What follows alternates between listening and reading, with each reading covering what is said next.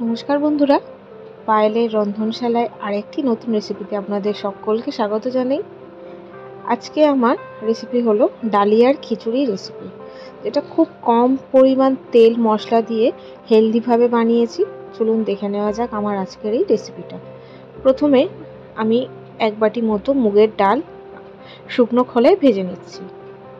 Just অল্প low to medium ফ্লেমে একটু ভেজে নিতে হবে, যাতে ডালের গন্ধটা সুন্দরভাবে বের হয়। এরপর ডালটাকে রেখে দিয়ে আমি একটু ধুয়ে নেব। এরপর আমি আবারও প্যানের মধ্যে একটু পরিমাণ সর্ষের তেল, জিরে আর শুকনো লঙ্কা ফোড়ন দিয়েছি। তেলটা গরম হওয়ার পর জিরে শুকনো লঙ্কা ফোড়ন দিয়ে ফোড়ন থেকে যখন সুন্দর গন্ধ আসবে, তখন কয়েক টুকরো আলু আর কিছুটা পরিমাণ বিনস দিয়ে দিলাম। দিয়ে এবার এটাকে অল্প করে একটু ভেজে নেব। একটু চাপা দিয়ে আমি ভেজে নিলাম।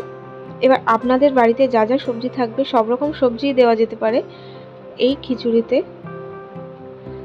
এরপর এর মধ্যে দিয়ে দিলাম সামান্য নুন আর হলুদ। নুন আর হলুদ দিয়ে একটু নেড়েচেড়ে নেব। এই সবজিগুলো খুব বেশি ভাজার দরকার নেই, জাস্ট নুন, তেল, মশলা, অল্প অল্প যা যা মশলা লাগে, হলুদ দিয়ে একটু নেড়ে নিচ্ছি।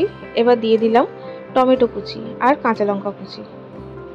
এরপর দিয়ে দিচ্ছি 1 টিস্পুন মতো আদা বাটা।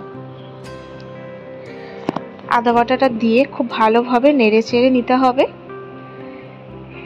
আদা বাটাটা দিয়ে নেড়ে চেড়ে নেওয়ার পর আমি যে বাটি মেপে ডাল নিয়েছিলাম ঠিক সেই বাটিরই 1 বাটি মতো ডালিয়া দিয়ে দিলাম। ডালিয়াটা দিয়ে একটু নেড়ে চেড়ে নেওয়ার পর ভেজে রাখা মুগ ডালটাও দিয়ে দিলাম। মুগ ডালটা একটু ধুয়ে রেখেছিলাম ভেজে নেওয়ার পর, নিয়ে একটু নেড়ে চেড়ে ওর মধ্যে জল দিয়ে দিলাম। আর দিয়ে দিচ্ছি অল্প একটু কড়াইশুঁটি। জলটা আপনারা যদি পাতলা খান তাহলে জল বেশি করে দেবেন, না হলে 2 বাটি ডালিয়া আর ডাল মিলিয়ে নিয়েছি, সেজন্য 3 বাটি মতো জল দিয়েছি। দিয়ে এটাকে আমি 2টো হুইসেল দিয়ে নেব। প্রেসার কুকারে 2টো হুইসেল পড়ার পর এটা যখন ভাপটা পুরো বেরিয়ে যাবে, তারপরেই আমি সার্ভ করে দেব। ওপরে একটু বাটার দিয়ে। এটা খেতে কিন্তু খুবই ভালো হয়। খুবই কম উপকরণ দিয়ে, কম তেল মশলা দিয়ে একটা হেলদি রেসিপি বাড়িতে তৈরি করবেন। আর আমাকে জানাতে ভুলবেন না কমেন্টের মাধ্যমে রেসিপিটা কেমন হলো। রেসিপিটা ভালো হলে ভিডিওতে লাইক করবেন।